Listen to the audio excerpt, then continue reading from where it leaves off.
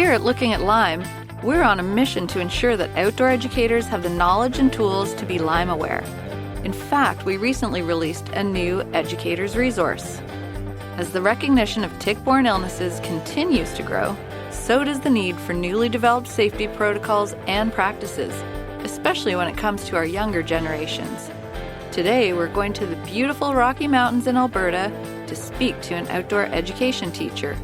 Mike Horembala, also known as Mr. H, is a vice principal and teacher at the Go Wild program in High River, which is located in the Foothills School District in Alberta. We're thrilled to have him as a guest here today on Looking at Lyme. Just looking at photos from Mike Horembala's Go Wild program makes me want to go play in the outdoors. Mike often heads deep into the wilderness with a very excited group of teenage students to learn about ecology, the natural environment, and to help foster a love for the outdoors. And being safe out there means having knowledge about ticks, Lyme disease, and other tick-borne pathogens. We're thrilled to have you with us today, Mike. Tell us about the Go Wild program at Highwood High School. Well, it's a program. I've sort of labeled that program through different schools that I've been at. And in Highwood, we just started off with just a small group and a club and started just doing sort of a couple trips per semester. And we've slowly built it into a curriculum program. And now it's expanded all the way out to all of phys ed classes. We do all the hikes in the spring and fall. Pretty much we get probably about 60-70% of the kids in the building out in the mountains for at least one day. That's amazing. How often do you take young people into the outdoors, and how long are your trips? Well, it varies. I've had trips that have been again, we try to do as many day hikes, and we do a lot of time on the river with canoeing and recreational kayaking. But I also try to get out in the mountains for some backcountry ski trips and snowshoe trips. We do those a couple times a year. I mean, obviously COVID has put a little bit of a damper on a lot of that. But we've also, from Alberta here, we'll head out and we do a week marine biology studies and sea kayaking in the Broken Group Islands. And I've even been so lucky as to take a group of kids on an adventure and ecotourism trip to Belize for 10 days. You must just love going to your job every day. Oh, I pinch myself every single day that I'm out there. The kids catch me and they sort of see me just smiling and wonder what that look is on my face. And it's just the thing is I cannot believe how lucky I am and how much I love my job. Why is outdoor education so important for high school students? Well, it's important for every kid. I've worked a lot with do a lot of the readings around Richard Louv and that nature deficit disorder and the much needed vitamin N that kids are missing daily. And also you talk about ADHD and all these different things and challenges that kids face in school and in life, and how when they go outdoors, it doesn't exist. The kids that were the behavior problem are the leader on the trip, and the chance for kids, instead of sitting in rows, to get out and all of a sudden regain that sense of curiosity that they've always had. And we as educators, unfortunately, some ways have removed that from them by checkboxing curriculum instead of letting them live curriculum and just go out there and let them be. Not quite Lord of the Flies or anything like that, but somewhere in between there. How did you learn about Lyme disease and tick-borne illnesses? Well, I've heard about it. I think everybody in some capacity has heard about it, but as far as how much you've actually kind of internalized it, not as many people have. And when I was probably early on, I've been doing this for almost 30 years now. And first time it happened was on a 3-day canoe trip on the North Saskatchewan River. One of my grade 10 kids, we got home and I didn't know anything about it. And next morning, after she'd gotten home and ready for the infamous post-trip shower, had found a tick on her clothing.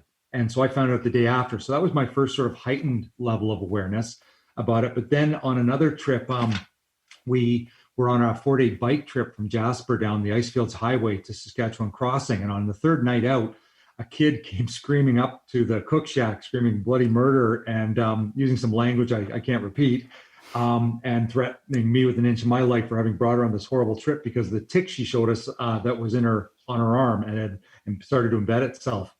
And so we, one of the moms who was a volunteer on the trip was a nurse. And so she offered to take it out. So we removed it. And And then, of course, she had it on a little piece of tape after and was thanking me for this wonderful experience and this great opportunity to be out there and know how she survived this and is a better person for it now. But again, having it gone to that level, we did a little more research and started to make it a bit more intentional part of our practice and our safety awareness and training with the kids. Wow, that's amazing. And I mean, it really is kind of scary the first time you find a tick embedded on your body, especially if you haven't seen one before. Well, yeah, and definitely too, the other part too, because you think about some teachers will say, well, I've never had that happen on any of my trips, but you don't know that for sure, because I don't know how many have happened and then they got washed in the clothes and didn't come off. I mean, there could have been 10, 12, 15 or none. You never know. And that's sort of because they're so small and hard to see. That's something it's just something you can't take for granted. Yeah, that's right. I mean, students aren't really going home and checking their lint filter, are they? No, they are not. So High River is located south of Calgary near the eastern slope of the Rockies. How prevalent are ticks in your outdoor classroom? Well, where we go there, and also I'm working with Oilfields High School here in Black Diamond as well. And they're close, they're about half the distance to the mountains that High River, but there's so much prairie grassland in around the High River area, and you only have to travel about 20 minutes west when you start getting into the foothills, and then immediately the terrain starts changing, and you get to the more shrubs and the smaller trees and the cottonwoods, and then soon after that you're into the pine and spruce, and getting a little bit more into some of the more tick-friendly mountain habitat, and so. Like when we go out, and again, plus the other part too, we integrate climate change concepts, and we're learning about how our growing season in the last, I think it's 15 or 20 years, has gone up a warmth level. So it's basically become what was further south. And so the seasons are expanding. So we have to be even more careful. And the terrain, again, being so prime, and the vegetation for the ticks, we have to be super, super careful. Like, and another thing too with the kids, our duty of care as educators is way higher than parents. And so we live in a world of risk management. So obviously, number one and paramount is safety of the kids. But number two is we have to protect the programs and keep everybody safe and keep following all the risk management protocols and always reviewing and improving them. So we've gone to my program, we have full checklists. I read the book years ago called Checklist Manifesto, and about a emergency room in Chicago, and their mortality rate was quite high. And they changed it. What they did was they found there were a lot of little things they weren't doing on a regular basis. So they went to full checklists, and their rates dropped dramatically. And so since I've had a heightened level of awareness of ticks, that we've added that as a checkbox on our list that we do at various points during the trip. That's wonderful. So yeah, I've heard you mention, I can tell that you really understand the different habitats where ticks might be living. And obviously you've got a great checklist. How else are you educating students about Lyme disease and ticks? Well, like I say, again, I wouldn't be an educator if I didn't think that education was the number one and foremost way to try to reach the kids. And so we do as much prep ahead of time. I've got a portion of my safety slides that I do, my classic Google slideshow, and we go through and we talk about those things.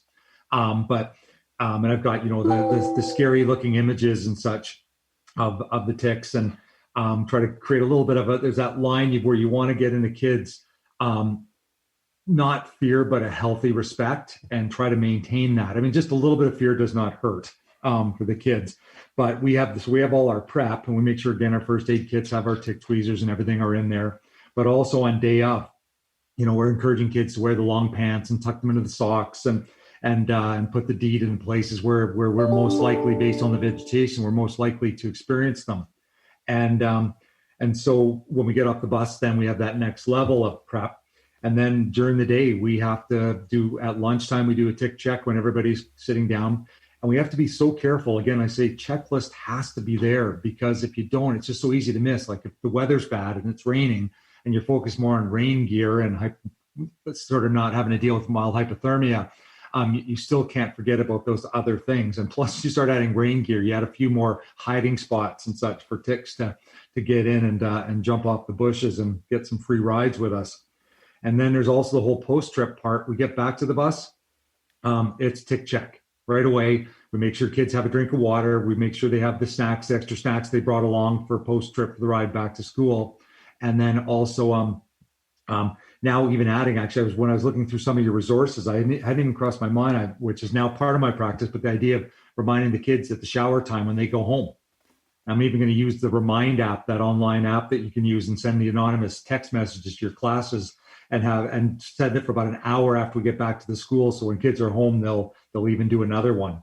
So hopefully add another layer, but it has to be so intentional. You can't just tell kids you have to see them do it, basically, because if you tell kids to put on sunscreen, you probably get and then turn around 50% success rate. You got to see them actually do it.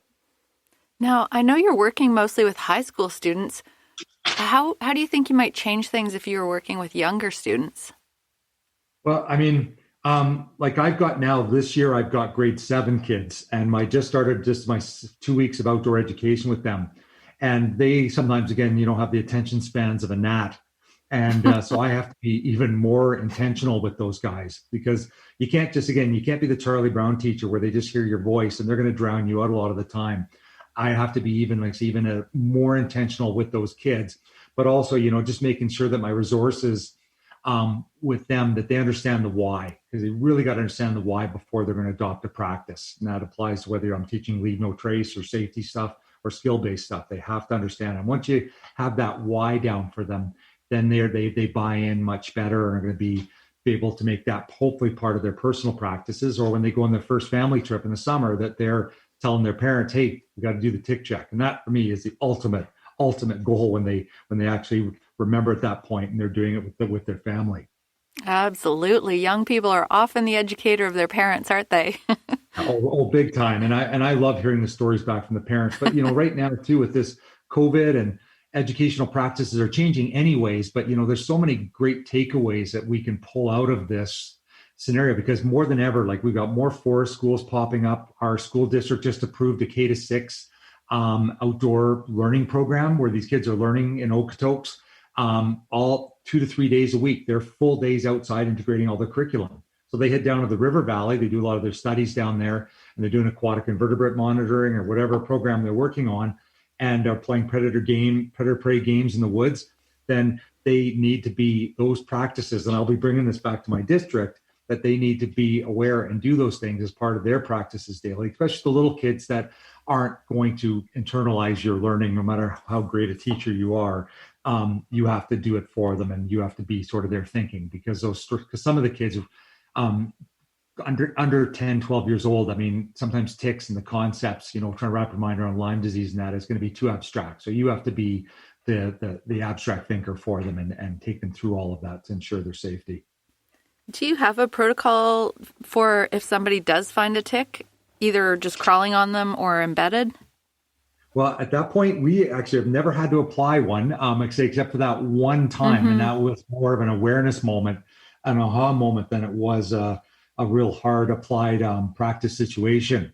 But now again, so basically, just we look at again, if we can find it on clothing, we'll try to get it and take it with us and hand it into the proper authorities, which is another step. I've got to figure out where that is here in Black Diamond, where I live now, and again, for identification and awareness, and then as well, just practicing our skills. Like I have my 80-hour backcountry first aid ticket, and and again, following all the procedures that we would have for that. And then, of course, making sure you do a safe and proper full extrication of it. But it usually comes back to me being, usually I'm the primary leader. And the school I'm working with, though, I'm really lucky right now. They've actually got another 40-hour, another 80-hour backcountry person, which means I get to start to step back a little bit, and I will just be a supervisor and I'll let them do all of the work that way. During our current COVID season, are you finding that more teachers are taking their students outdoors? Oh, all the time. We've got we're 400 kids, and we've got 80 or probably 25 to 40% of the kids are out every single day. And at the school here in Black Diamond at Oilfields, they've got it backs onto the river valley. So there's outdoor ed classes, there's rec ed classes, there's phys ed classes, there's science classes going out there all the time. And so the practice that they have to embed that, which I'm really excited about it being sort of a cross-curricular, not just something you do when you're hiking on your own or you're just with an outdoor ed class. It needs to be a 24/7 awareness about it. It can happen anywhere out here, anytime that you're out just on a dog walk. And, and even for people to take it in, like, family and pets, like with my dog, we have to start earlier than ever with the tick treatments when we go out. It has to be a school-wide protocol for sure. And I will be bringing that once we are able to, I'll be bringing it forward to the classes, all the classes, once the weather starts to warm, but have it embedded. And even if, again, the slideshow I know that you guys have created is really good. And I would love to see them adopt some of that into their pre-trip planning with the kids. And, you got to have the right clothing, footwear, leave no traces, plan ahead and prepare. And that's the most important step to having a safe trip. Oh, that's great. I was actually going to ask you next about if you'd had a chance to review the Can Lime Educators resource that we released. Oh, I love it. It's awesome. I could not believe the Harvard thinking routines that were embedded in there were just fantastic. And which is a great way for kids to kind of be able to dive in a little bit deeper with their learning. So I think it's great resources. And I, again, can't wait to embed it into my spring learning. Well, replace some of my scary, just my fear-mongering tick photos that I've got. Replace it with a little bit slight fear-mongering, but more educational approach. Oh, that's great. Well, we are always looking for more feedback too. This is just our current draft that we've released, and we'll be releasing another draft later in the spring. Awesome. Well, I would love to be involved. I actually, when I was going through it a little while ago, I actually made a bunch of notes. Great. Well, love to hear back. That's wonderful. How do you foresee Lyme education and prevention becoming integrated into outdoor education programs and school policies? Well, I think, again, ideally, it's got to the higher level that it's adopted, the better that it is. And part of that, again, is the increased awareness that people are experiencing now. But I would love, I think it would need to be like, almost embedded into the curriculum. They talk about bear safety. They talk about, if you live in Southern Alberta, you're on the Milk River canoeing, you have to have snake safety down there and certain spiders. And that needs to be directly embedded in there. And they do talk about it, but it's still at a level it's still a bit too surface for my liking. I think it needs to go deeper. And again, the whole holistic approach, like even with your resources, like the part about what is it and how do you identify it, and then how do you even write down the fun games and stuff like that, just so people get a bit more practice at it. And then it has to be that next level of understanding. And I think for our level, like I will put it in with my district level.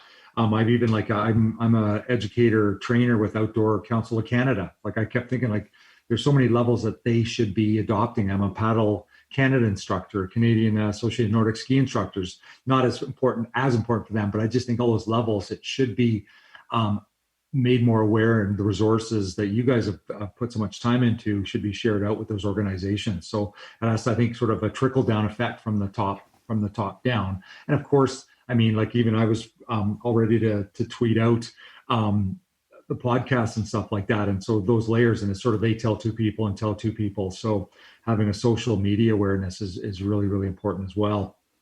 Well, thank you so much for those ideas. And thank you so much, Mr. H, for your time and for your leadership. Your students are lucky to have you.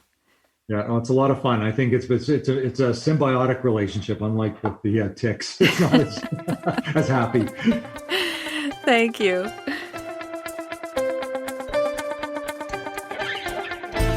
That was Mike Horembala, known to his students as Mr. H. He's a vice principal and a teacher at Highwood High School in the Foothills School District of Alberta. He developed the Go Wild program and loves getting his high school students into the outdoors. I was so impressed to hear him talk about the duty of care as a teacher and the importance of risk management when you're taking your students outside. That's another podcast of Can Lime's Looking at Lyme. I'm your host, Sarah Cormode, and as always, stay safe in the outdoors.